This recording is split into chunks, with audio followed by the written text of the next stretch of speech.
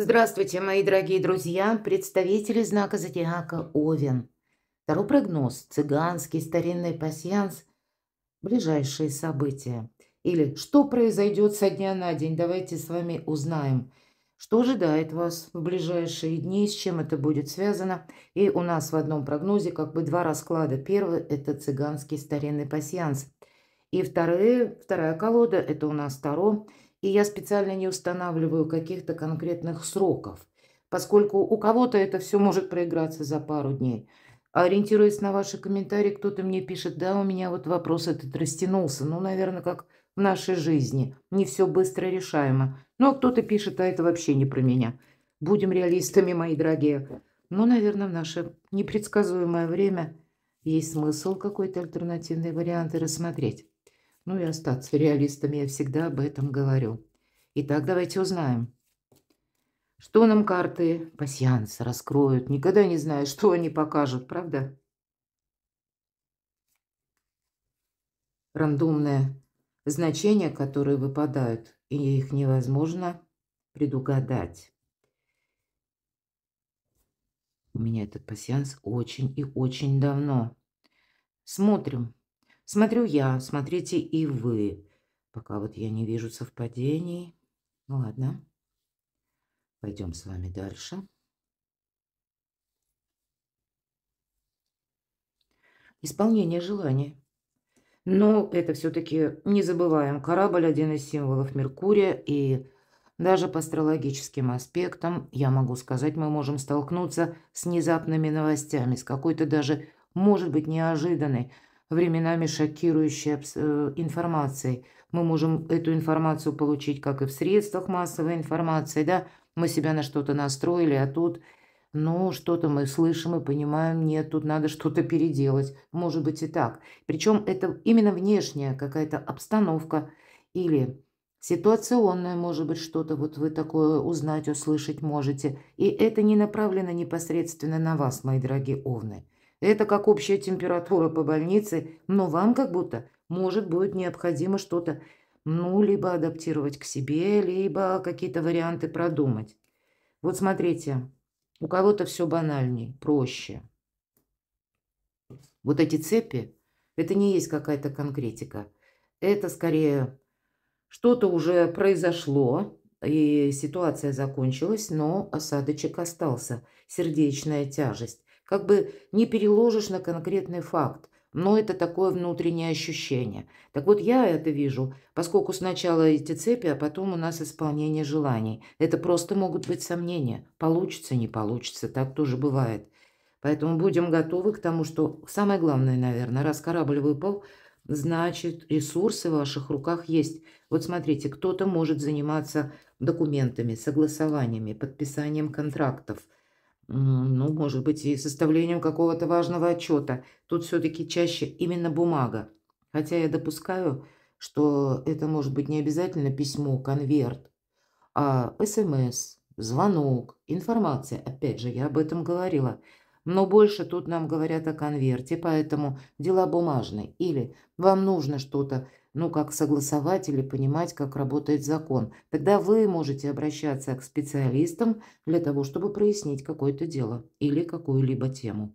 Но, может быть, для кого-то исполняется именно ваше желание по получению документа. К примеру, у кого-то виза или ну, может быть, приглашение на работу, да, вот, или подписание этого контракта. Когда вы искали работу, найдете, например, работу. Это, знаете, как, когда соединяются такие значения, это как открытый путь.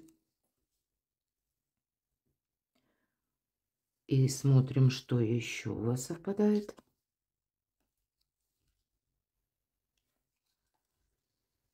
Да, тут сродни открытого пути может быть, потому что закрытого пути уже точно нет.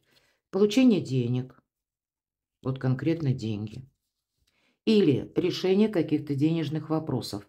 Пусть это не напрямую, вот как сумма какая-то, но иногда это может быть, знаете, как вопросы недвижимости, имущества, может быть, и движимого имущества, машина, да, ну так вот, к примеру говорю. Тут ведь тоже мы можем в конечном итоге свести к эквиваленту денег. То есть или, опять же, да, у кого-то какой-то отчет, составление, может быть, какой-то важной, вот опять же, бумаги, когда и посчитать придется, может быть, и согласовать придется, и понимать, как работает закон. Вот есть какой-то конкретный вопрос, тема, это точно, когда вы можете, ну, буквально в ближайшие дни направить все туда свои усилия. Но и времени, возможно, кто-то будет тратить больше. И я вот смотрю, что у вас еще совпало, я не вижу тут каких-то препонов. Более того, скорее всего, есть какой-то единомышленник. Узел– это прочная связь. Может быть, это имеется в виду и близкие люди, или родственники, друзья, или просто контактное лицо, да, и вроде и не друг, и не родственник. Но вот на данный период времени вам с ним приходится договариваться или, ну, больше общаться. Тут у каждого, конечно, по-своему. В нашем раскладе, поскольку мы можем сложить то, что в крайних рядах по горизонтали и по вертикали, вот я смотрю, анализирую, пока с вами говорю, что у вас еще совпало. Но пока я не вижу больше совпадений. И давайте пойдем с вами дальше. И добавим карты Таро. Узнаем ваше настроение. Ну вот как общий фон в эти дни, в ближайшие. Или пока вы решаете какие-то вопросы. Ваше настроение. Да вы на гребне, как будто волны. Где-то, можно сказать, колесо фортуны, мои дорогие. Конечно, фортуна– это удача, это удобный момент, стечение обстоятельств. Или когда вы встречаете нужного человека, может быть, вас с ним знакомят. Или когда вы находите работу, или когда вы получаете в конечном итоге этот документ, или даже тот же отчет, да, или какую-то важную бумагу. И вы понимаете, что для вас это, ну, вот как возможности какие-то открываются. Или наоборот, может быть, сложная тема у вас решится, закроется, вы поставите точку. Будем реалистами. Но это значит, закрыл один вопрос, теперь уже как будто нет вот этого груза забот. Уже могу думать в новом направлении. И знаете, по этой карте ведь это еще и скорость подразумевается. Мы не должны терять времени даром, причем быть рациональной, ну, наверное, и включить критическое мышление, мои дорогие, придется, потому что вот есть что-то очень важное, да, вот даже не зная значений, вот смотришь и понимаешь, что да, вот есть какая-то тема, которая заслуживает однозначно и внимания, и вашего времени, а все остальное может быть в ближайшие дни как немножко по боку. Или, может быть, какая-то рутина, вы ее оставите вообще на потом, потому что тут есть что-то к решению. И именно не теряй времени, нам говорит эта карта. Но по этой карте скучать будет некогда, безусловно, поскольку скорость, элемент присутствует. Но мы еще и помним колесо, оно вращается. И когда выпадает эта карта, это как колесо идет, виток делает оборот и идет наверх. Оно достигнет потом своего пика или какой-то, ну, максимальной отметки, но а потом будет неизбежен какой-то спад. Ну, вся наша жизнь. И, кстати, называется эта колода «Колесо года». То есть цикличность какая-то, поэтому и карта подсказывает. И если у тебя что-то получается, ты вот это не отложи на потом. Доведи это как будто до ума. Хорошо, а что прояснится? Давайте узнаем.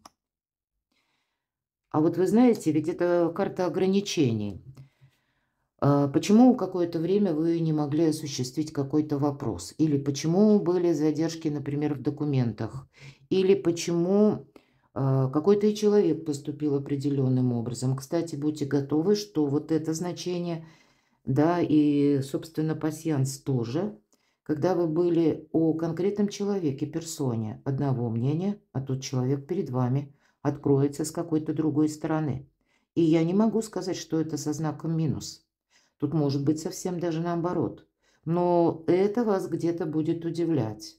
Вы сами можете удивиться. Зачем, словно мне потребовался какой-то застой, ну даже так, да, я имею в виду под словом застой, может быть длительный период, когда вот, ну не мог ни вправо, ни влево, вынужден чего-то дожидаться, но может быть даже за этот период вы что-то узнали новое или раскрылись какие-то подробности.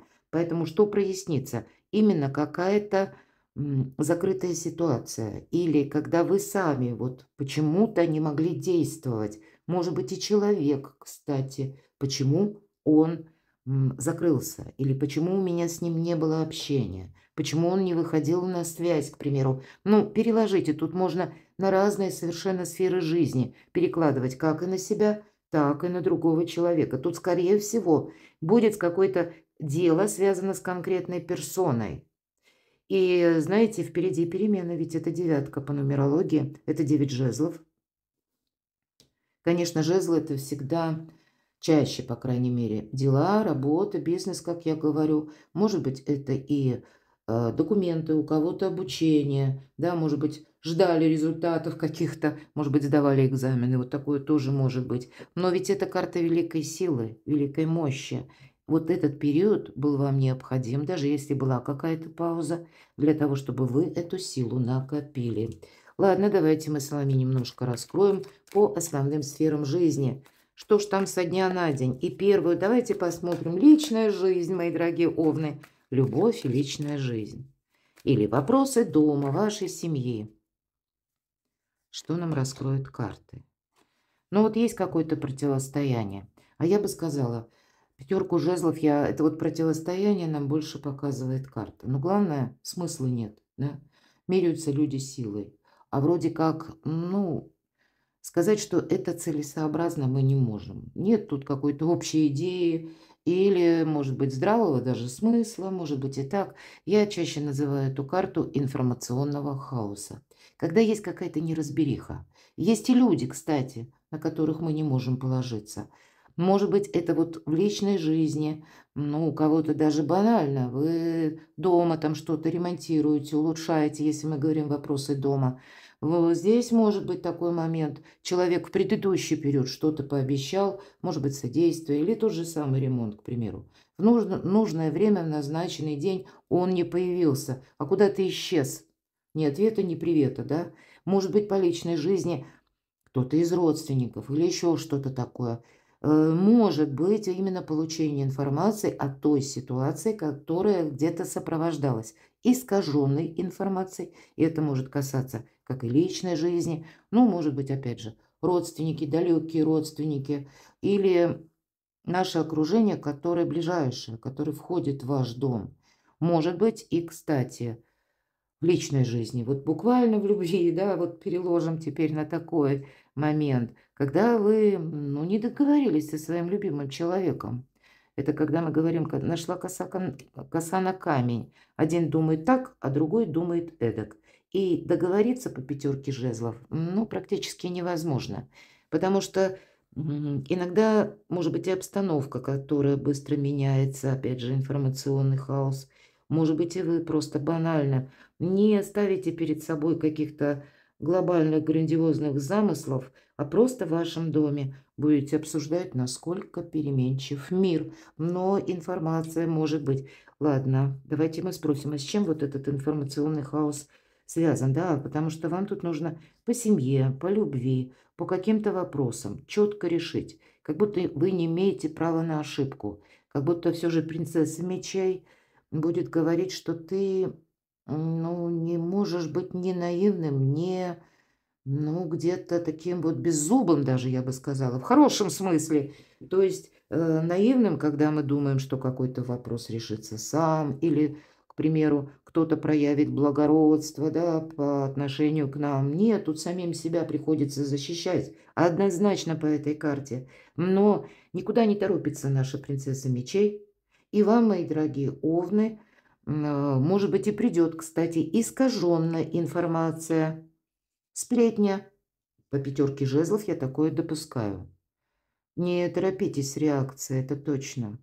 Вам вот как этой принцессе мечей придется менять в ближайшие дни микроскоп на бинокль. Вот или в подзорную трубу посмотреть. Это как вдали разглядеть.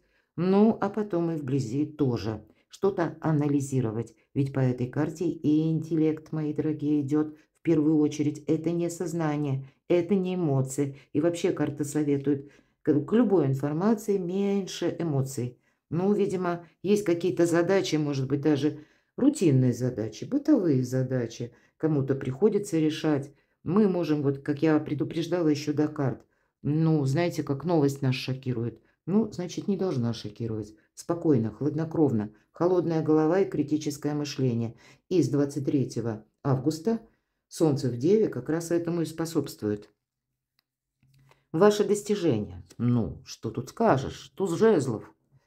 Да, это может быть какая-то информация. Это может быть предложение. Это может быть и ваш какой-то вывод, как инсайт. Я часто говорю, когда выпадает карта туз жезлов, это возможности, это реализация. Но это требует от нас как и решения, решимости и первых действий. Поэтому часто делит жизнь на период до и после. Вот и где-то нам ведь пасьянс-то тоже говорил, на достижение туз жезлов шикарно. Но так вот, знаете, хладнокровно. Видимо, понимать, что или видеть на пару шагов вперед. Слушайте, кстати, интуицию. Вот интуиция будет вам подсказывать дельные вещи. Мы ведь иногда сталкиваемся, мои дорогие овны, с такими событиями, которые логикой не просчитаешь. А именно нам помогает интуиция. Что такое интуиция? Это тандем пережитого опыта, вот именно ситуации. Но уже мы именно ситуацию оставляем. Эмоции мы туда не добавляем. И разума, вот как высшее знание. Не путайте это с нашими просто где-то мыслями или сознанием. Сознание – это шаблон. И часто нас сознание, кстати, с этим шаблоном уводит совсем не в ту степь. Почему? Ну вот представьте, что это как какая-то матрица загруженная или программа в компьютере. И пусть эта программа устарела, а в сознании еще пока нет другой программы. Нет еще какого-то нового, может быть, шаблона, да? Нам еще предстоит научить собственное сознание, ну, наверное, как мы сейчас искусственный интеллект обучаем. Ну, что-то сродни того, чтобы вы понимали. Мы должны еще вот этот шаблон для нашего сознания создать, именно используя высшее какое-то знание. И даже если мы пытаемся в каких-то прежних форматах или через сознание вопрос обдумать, то если видит даже наше сознание или знает, чем это завершилось, а программы нет, и пусть заведомо известен какой-то минусовый вариант, поверьте, почему нас не туда, бывает, заводят, да, наше сознание, а потому что нет другого шаблона. Вот выстроена одна траектория, вот сознание вот по ней и ведет, и пусть даже в конце ожидает минус. Вот почему нужно критическое мышление, но тут для вас что-то в плюс. Хорошо, финансы. 2 туза. Время принимать важные решения. И туз я часто называю мечей выход из лабиринта. Вот какой-то у вас выход из лабиринта должен наметиться. Давайте так что это, с чем это будет связано? Вы, кстати, можете кому-то отказать. Вот вы будете сконцентрированы, посмотрите, какая замечательная карта. Это, в принципе, и дела, и работа, бизнес, и достижения, но в таком более конкретном фарватере или в конкретном каком-то вашем предпочтении, может быть, и с критическим мышлением. Здесь мы по этой карте не делаем ничего, чтобы нам даже потом навредило. Ведь эта карта изобилия, процветания, и художник нам и семьи добавил в этой колоде карт, хотя девятка чаш я часто называю карта эгоиста. Когда мы хотим настоять на своем, но, видимо, с этим нужно быть аккуратным. Вот, нам тут где-то говорили. Но у вас сейчас сильная позиция. И, кстати, у вас 2 девятки, впереди перемены. Но по деньгам, по сути, это деньги. Но где-то вот именно ваши достижения и финансы, как одно единое целое. А какой итог мы можем получить? А вот такой, красивый, шикарный, да? Когда и сегодня дом полная чаша. Ну и на будущее тут тоже что-то очень такое, знаете, увесистое хочется сказать, потому что по этой карте, правда, ну если даже по финансам, то это уже достаток, хотя я допускаю у каждого свое понимание. Но пусть вы делаете в чем-то первые шаги, значит доброе продолжение следует с учетом колеса фортуны. Тут, как знаете, поменять качество жизни, на что-то решиться, с чем-то определиться, сделать, может быть, первые шаги, а потом, мои дорогие овны, самому себе сказать спасибо. Перекладывайте на себя. Я благодарю за то, что вы смотрите мои видео. за то, что пишете волшебные комментарии, за вашу помощь, поддержку. Оставайтесь со мной, подписывайтесь на мой канал и будьте счастливы, будьте любимы всегда.